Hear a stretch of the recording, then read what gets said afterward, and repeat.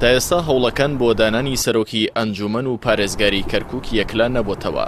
ئەمەش بۆشایی ئیداری و سیاسی و ئەمنی لە پارێزگاکەدا دروست کردووە، بە تایبەتی پۆستی پارێزگاری کەرکووک کە لە پشکی کووردە.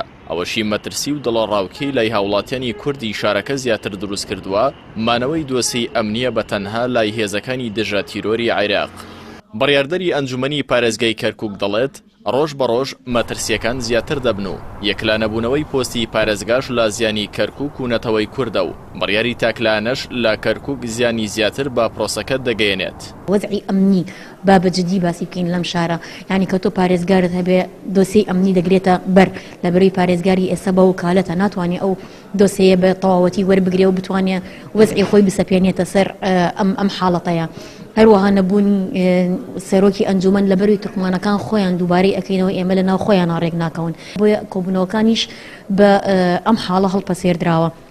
ئەمە هەمووی وای کردووە وەزعێکی نەخوازرا و دڵەڕاوکەیەکی زۆر هێشتا لە ناو کەرکووکیەکاندا هەبێت و یەکلاینەکردنەوەی ئەم پۆستانە کۆمەڵێ زەهری نەتەوەی و نیشتیمانیشی لێمانداوە. ئێمە بە بڕیاری ئەحسای 57 تا ئێستا کارەکەین، بەڵام ئێستا دەبینین هەندێک خەڵکەیە ئەیانەوێ ئەوانش پێشێل بکەن، بەڵکو تەئید سەکەن و مەسەلەی نفوسش بهێننەوە ئارا. لە 16 ئۆکتۆبرەوە تا ئێستا ژمارەیەک لە بەڕێوەبەری دام و دەستگاکانی کەرکووک و دەوروبەری کە کورد بوون گۆڕاون و دراون با تورکمانی شیعە.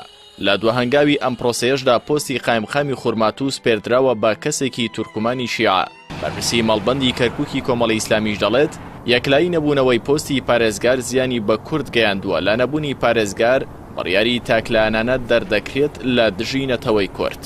کەرکووک بە هەموو پێکاتەکانیەوە زەرمەندن لەوەی کە دانانی پارێزگار و ئەنجومەنی پارێزگا فەراغێکی یاسایی دروست کردووە. ئەمەش ڕەنگە لە داهاتوودا ببێتە هۆکاری قۆڕەکردنی دەسەڵات لەلایەن کەمینەیەکەوە یان لەلایەن پێکاتەیەکەوە یان کارکردن بۆ پەراوێزکردنی پێکاتێکی تر ناو شاری کەرکووکە. بێگومان ئەگەر لە ماوەیەکی کورتە یان زوو هەوڵ نەدەن ئەم کەلێنە پڕ بکرێتەوە، بێگومان ئەو بۆشایی یاساییەک گەورەتر ئەبێ، ئەو کەلێنە گەورەتر ئەبێ و وای لێدێ بەڕاستی پێکاتەکان و دانیشتوانی شاری کەرکووک هەست بەوە دەکەن ڕەنگە هەست بە مەترسی و دڵەڕاوچێ بکەن، لەبەرەوەی هەست بەوە ئەکەن کە دەستگایەکی ڕاستەوخۆ نییە کە بیان پارێزی. یەکێتی ڕزگار عەلی ئەندامی مەکتەبی سیاسی حەزبەکەی وەکو کاندیدی وەرگرتنی پۆستی پارێزگار پێشکەش کردووە.